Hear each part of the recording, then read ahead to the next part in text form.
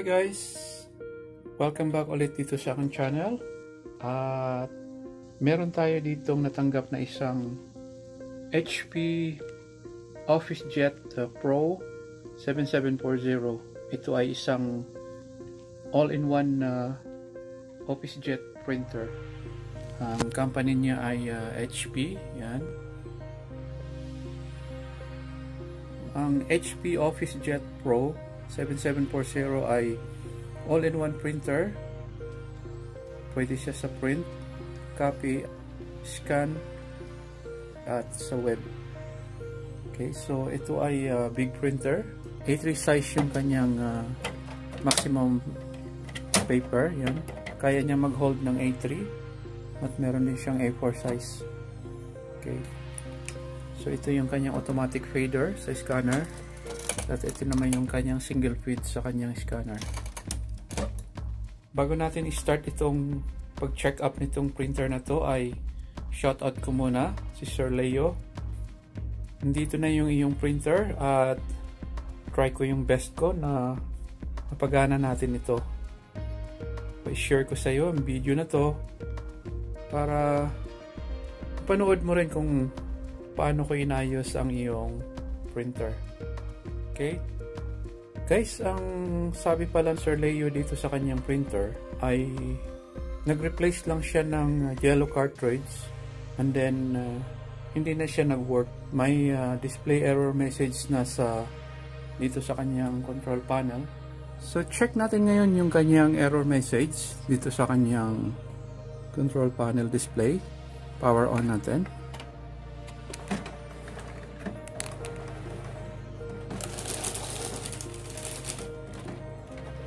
Wait lang natin guys habang initializing siya.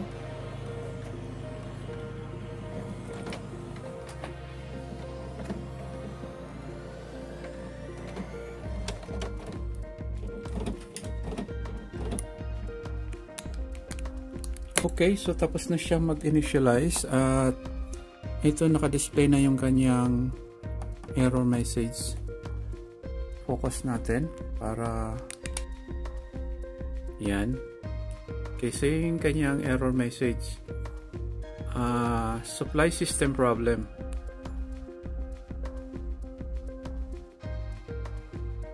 Okay, so nag-indicate dito ay yellow. Ibig sabihin yung yellow ang may problema. So ito rin yung last cartridge na pinalitan niya, yung yellow.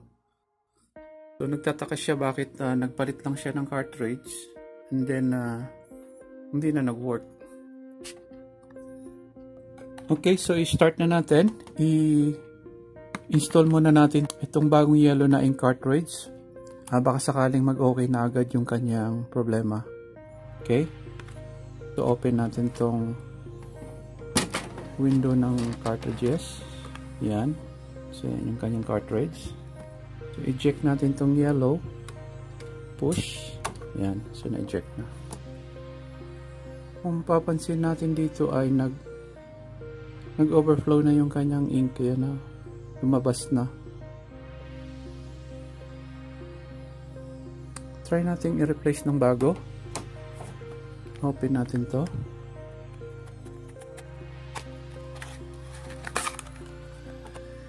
Okay. Bagong-bago yung cartridge ngayon. So insert natin. Okay. Then close na natin yung door. So now initializing.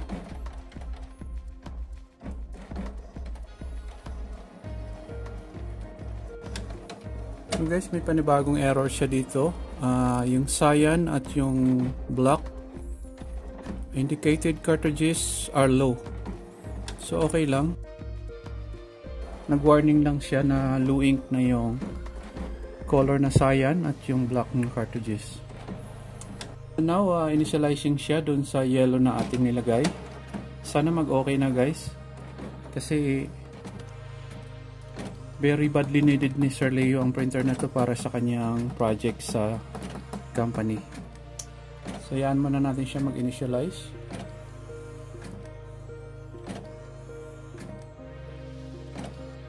So guys, nakalagay dito printer maintenance is in progress, so do not interrupt. So nagkaroon na siya ngayon ng self maintenance.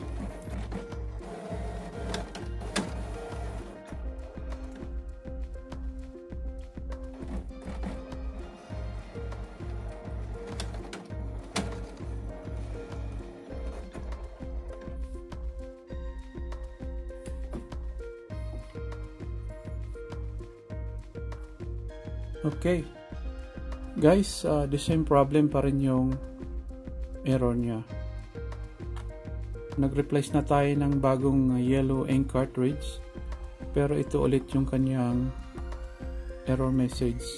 Yan, may problem pa rin yung yellow cartridge. Palagay ko hindi na ink ang problema nito. So ngayon, next step natin ay check natin yung kanyang printhead. Baka doon ang may problema, baka stuck up na or barado na. Check natin yung kanyang printhead. Open muna natin yung door ulit. Okay.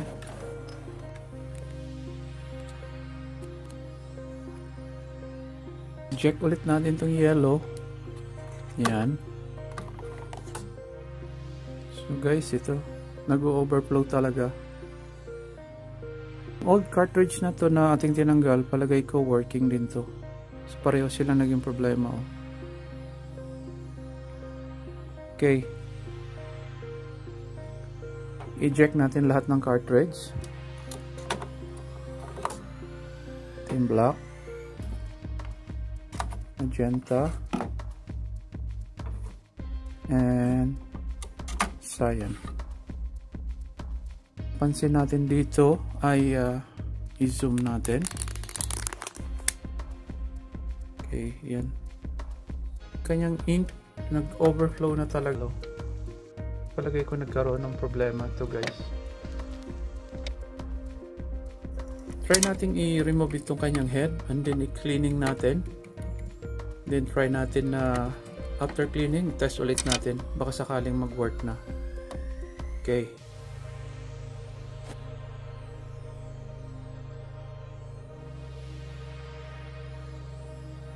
Next steps natin gagawin ay remove natin yung kanyang print head. Ito para malinis natin. Okay.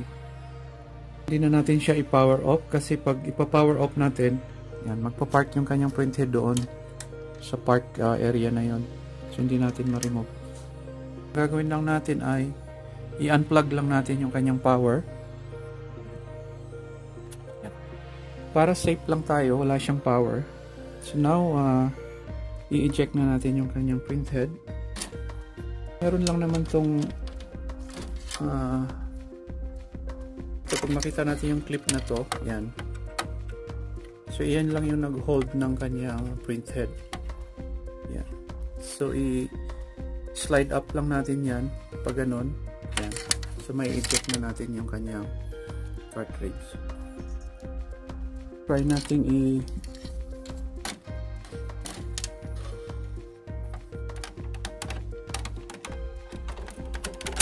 yan. So slide up na natin.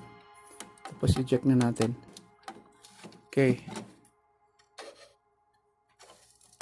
So ito na yung kanyang print head. Yan. Guys, ayan na yung yellow. Sumabog na yung ink ng yellow.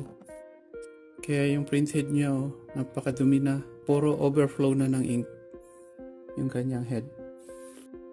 Try nating linisin to. Baka sakaling after ng malinis natin ay mag-okay na siya. Cleaning ko muna to and then try natin after. Okay? Okay, so ito yung isang manual procedure ng pag-clean ng head. So meron namang mga nabibili na solution, mga liquid solution para pang linis ng print head. Gamit lang tayo ng syringe, yan. Or kung meron kayong maliit na tube na ganito, yan, para ilagay natin doon sa head. Pero ito kasing syringe na nagamit ko, yung kanyang pinaka end nito ay swak na siya doon, kaya pwede mo na siyang i-direct na i-inject. Yan, dandahan lang. Yan. Yan, push na lang yung, gagamit lang kayo ng warm water kapag wala kayo ng liquid cleaning solution. Okay, itutuloy ko lang ang paglinis at check natin mamaya kung mag-okay siya. So lagi lang kayong gagamit ng soft na tissue para dun sa head. Yan.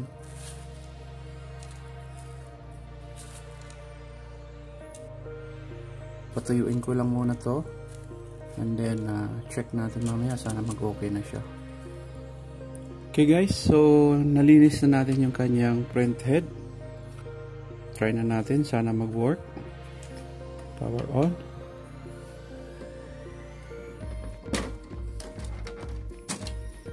Yan, tapos lagay na natin yung kanyang mga ink cartridges.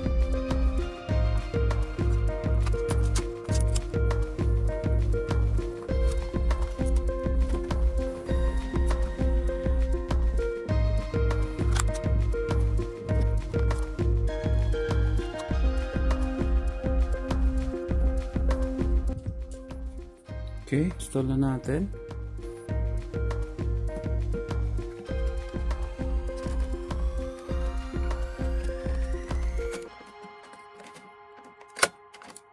Okay.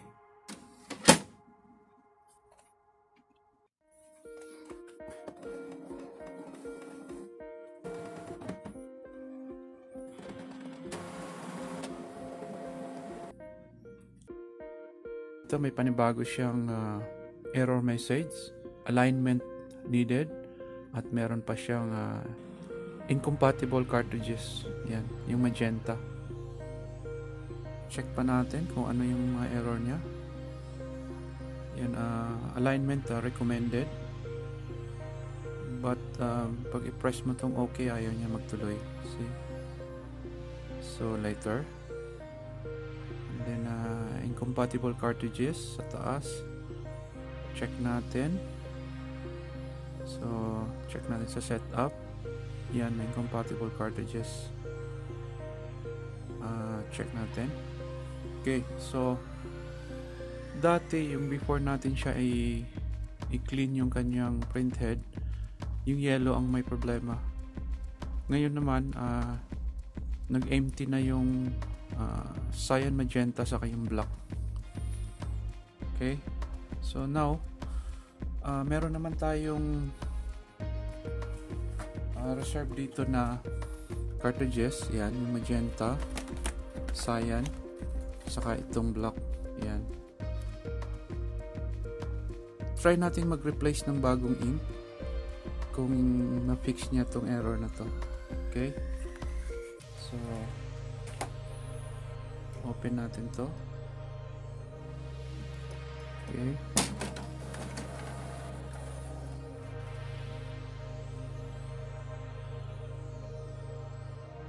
i-check muna natin tong cyan, tong blue.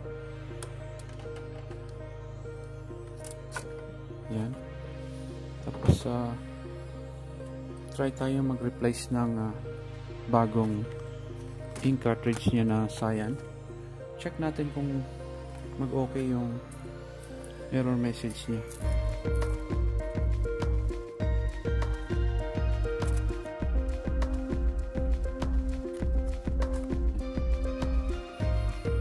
Okay, so lagyan lang natin ang marking para alam natin na ito yung bagong cartridge. Install natin. Okay, yan. Tapos try muna natin kung mag-okay.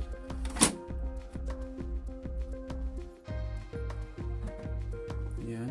So ito yung magenta. Yan. So nag-full yung kanyang cyan. Okay, good. Try naman natin tong magenta. Yan. At saka yung black cartridges niya. Yan.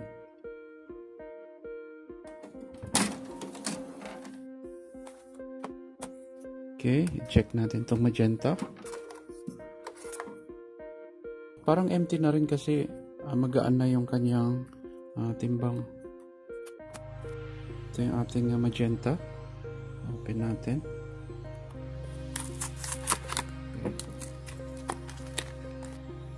Ayan, start natin. Okay, so next natin na i-remove yung kanyang black cartridge and then replace natin. Meron din tayong bagong block dito.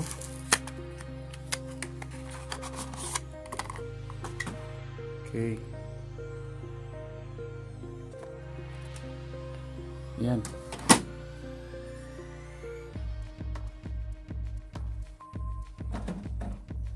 Yan yung cartridge. Detected na siya. Genuine cartridge detected installed. Okay. Now, nag-initialize na siya for printer maintenance. Okay.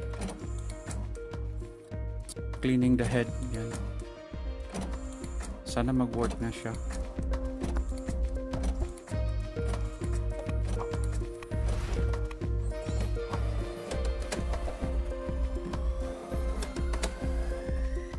Okay, so hayaan muna natin siyang mag-printer maintenance. At nakalagay naman dito, do not interrupt. So, hayaan natin siya hanggang sa matapos. Lahat ng cartridge ngayon ay full na. Okay natin. Yan. Try tayong mag self-test. Okay. Ito tayo sa maintenance. Okay, report. Print tayo ng status report kung mag-okay na siya.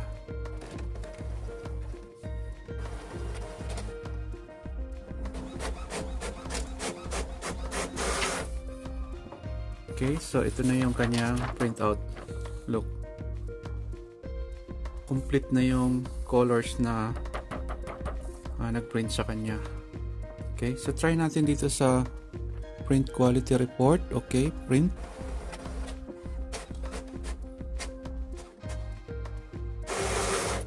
Okay. So ayan guys, naglabas na siya ng 4 colors. Yan.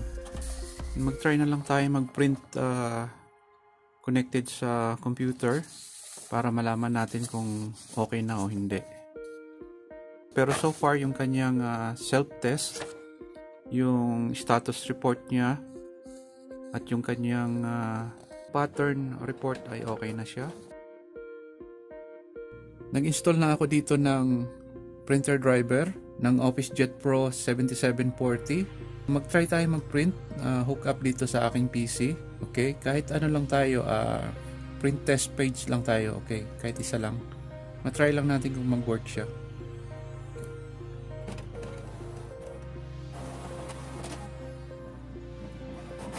So guys, ayan, nag-print siya. Okay, so working good. Ayan, nag-print yung ating printer na ginawa. Okay. At Sir Leo, yan, nakita mo kung paano natin inayos yung iyong printer. Okay, so maganda kasing klaseng printer to guys. A3 size, tapos dual tray pa siya. Merong tray pang A4 at meron siyang tray na pang A3 size. Okay. Tapos OfficeJet, so malalaki yung kanyang cartridges. Coming with 953 series, puro XL. So malalaki yung capacity ng cartridge niya. Okay. So far so good. Sir Leo, okay na yung iyong printer. Ready to use na siya. Pwede mo na i-print yung mga project mo na naka-pending. Okay? Thank you very much Sir Leo sa iyong patuloy na pagtitiwala sa akin at sa suporta mo sa aking channel. Guys, kung gusto nyong pag may ganito kayong printer at may problema kayo sa print head, tulad ng ginawa ko, pwede kayong mag manual cleaning. Medyo mahal kasi yung printhead kung magpapalit kayo kagad. So try nyo muna i-clean. Pag hindi talaga makuha sa cleaning, so siguro yun na yung time na magpalit kayo ng printhead. Okay? Maraming salamat sa patuloy na pagsuporta nyo sa aking channel. At hit nyo lang ang like button. At huwag kalimutan mag-subscribe sa aking channel. Thank you very much for watching and see you on my next video. Bye-bye.